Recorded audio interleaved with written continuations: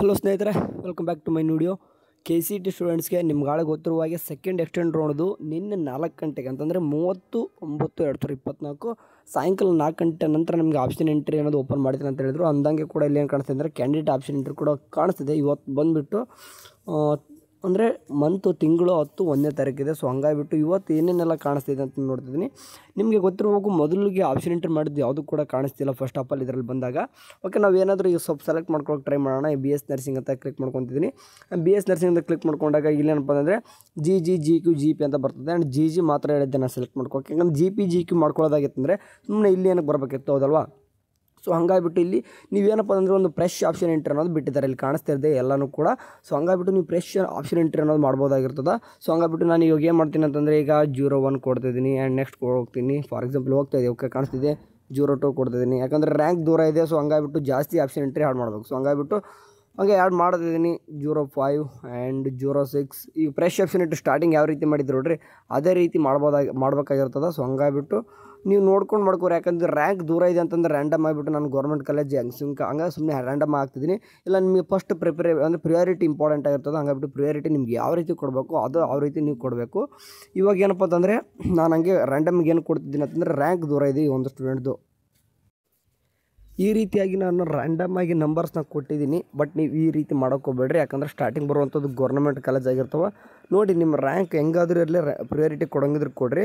ನಾನು ಹೆಂಗಿದ್ರು ಇವು ಸ್ಟೂಡೆಂಟ್ಸ್ ಸಿಗಲ್ಲ ಅಂತ. ಸೊ ಹಂಗಾಗಿಬಿಟ್ಟು ಏನು ಮಾಡ್ತೀನಿ, ನಿಮ್ಮ ಫಸ್ಟಿಗೆ ಗೌರ್ಮೆಂಟ್ ಆ್ಯಡ್ ಮಾಡೋಂತೆ ಒಂದು ಏನು ಪದ್ಧತಿ ಪ್ರಕಾರ ಏನಂತೂ ಆ ರೀತಿ ಆಗ್ತಾಯಿದ್ದೀನಿ ಅಷ್ಟೇ. ಬಟ್ ಗೌರ್ಮೆಂಟ್ ಕಾಲೇಜ್ ಅಂತ ಈ ಒಂದು ಸ್ಟೂಡೆಂಟ್ ಸಿಗಲ್ಲ. ಯಾಕಂದ್ರೆ 2 ಲಕ್ಷವರೆಗೂ ರ್ಯಾಂಕ್ ಇದೆ. ಸೊ ಹಂಗಾಗಿಬಿಟ್ಟು ಆದರೂ ಹಾಕ್ತಿದ್ದೀನಿ. ಸುಮ್ಮನೆ ಮೊದಲು ಗೌರ್ಮೆಂಟ್ ಹಾಕೋಣ, ಅದಾದ ನಂತರ ಏನು ಮಾಡ್ತೀನಿ ಅಂತಂದರೆ ಪ್ರೈವೇಟ್ ಹಾಕೋಣ. ಬಟ್ ಅದಕ್ಕಿಂತ ಮುಂಚೆ ಗೌರ್ಮೆಂಟ್ ಫಸ್ಟು ಹಾಕೊಂಡ್ಬಿಡ್ತೀನಿ ಮೊದಲೆಲ್ಲೂ. 26 ಹಾಕ್ಕೊಂಡಿಲ್ಲ, ಹಾಕ್ಕೊತಿದ್ದೀನಿ 27, 28 ಓಕೆ ಆ್ಯಂಡ್ 29 ಹಾಕ್ಕೊಂಡಿದ್ದೀನಿ. 30 ಹಾಕ್ಕೊಂಡ ತಕ್ಷಣ ಏನು ಮಾಡ್ತೀನಿ ಅಂತಂದರೆ ಎಲ್ಲನೂ ಕೂಡ ಗೌರ್ಮೆಂಟ್ ಅದು ಮೊದಲು ಸೇವ್ ಆ್ಯಂಡ್ ಸಬ್ಮಿಟ್ ಕೊಡ್ಬೇಕು. ಹೇಳ್ತದೆ 2 ನಿಮಿಷಕ್ಕೊಮ್ಮೆ ನೀವು ಸೇವ್ ಆ್ಯಂಡ್ ಸಬ್ಮಿಟ್ ಕೊಡಬೇಕು. ಈ ಕಡೆ ಏನಾಗ್ತವೆ ಅಂದರೆ ಅಪ್ಡೇಟ್ ಆಗ್ತವೆ. ಮತ್ತು ನೀವು BS ನರ್ಸಿಂಗ್ ಕ್ಲಿಕ್ ಮಾಡಿಕೊಂಡು ಮತ್ತು ನೀವು GGನ ಸೆಲೆಕ್ಟ್ ಮಾಡ್ಕೋಬೇಕು. GG ಅಂತ ಸೆಲೆಕ್ಟ್ ಮಾಡ್ಕೊಂಡು ಮತ್ತೇನು ಮಾಡ್ಬೇಕಂತಂದರೆ ನೀವು ಆಪ್ಷನ್ ಎಂಟ್ರಿ ಮಾಡ್ಬೇಕಾಗಿರ್ತದೆ. ಈಗ ಕಾಣಿಸ್ತಿದ್ದೆ ನೋಡಿರಿ. ಓಕೆ, ಇಲ್ಲಿ 31 31 ಆ್ಯಂಡ್ 32, 33, 34 ಈ ರೀತಿ. ಯಾಕಂತಂದರೆ ಏನಕ್ಕೆ ಇದು ಫ್ರೆಶ್ ಆಪ್ಷನ್ ಎಂಟ್ರಿ ಬಿಟ್ರಪ್ಪ ಅಂತಂದ್ರೆ ನಿಮಗೆ ಒಂದು ತಿಳ್ಕೊಬೇಕು. ಈ ರೀತಿ ನಾನು ಹೇಳ್ತಿದ್ದೆ ಸೇವ್ ಆ್ಯಂಡ್ ಸಬ್ಮಿಟ್ ಕೊಟ್ಟಾದ ನಂತರ ಓಕೆ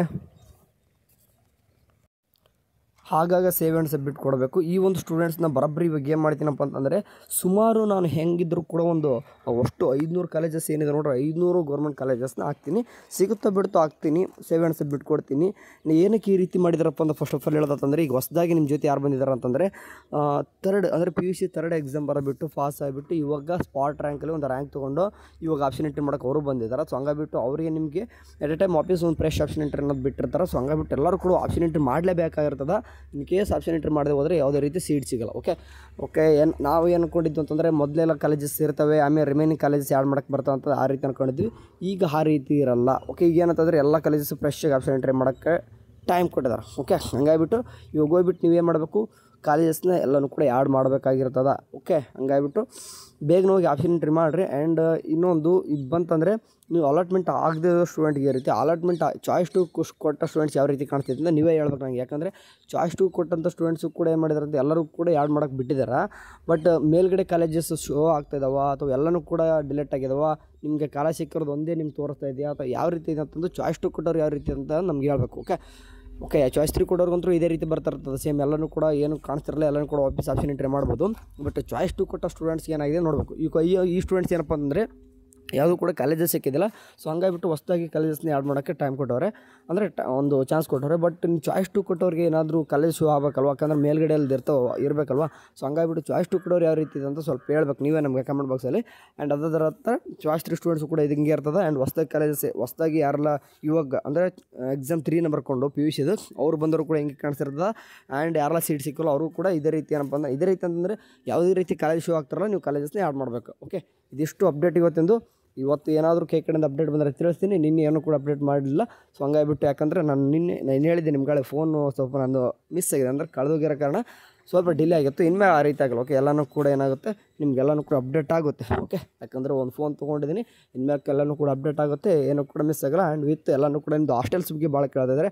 ಇವತ್ತು ಈವ್ನಿಂಗ್ ಟ್ರೈ ಮಾಡೋಣ, ಏನಾದರೂ ಹಾಸ್ಟೆಲ್ಸ್ ಬಗ್ಗೆ ಏನಾದರೂ ಅಪ್ಡೇಟ್ ಬಂದಿದ್ದರೆ ನಿಮ್ಗೆ ತಿಳಿಸುವಂಥ ಪ್ರಯತ್ನ ಮಾಡ್ತೀನಿ. ಅಲ್ಲಿವರೆಗೂ ಚಾನಲ್ ನೋಡಿರಿ, ಟೇಕ್ ಕೇರ್, ಬಾಯ್.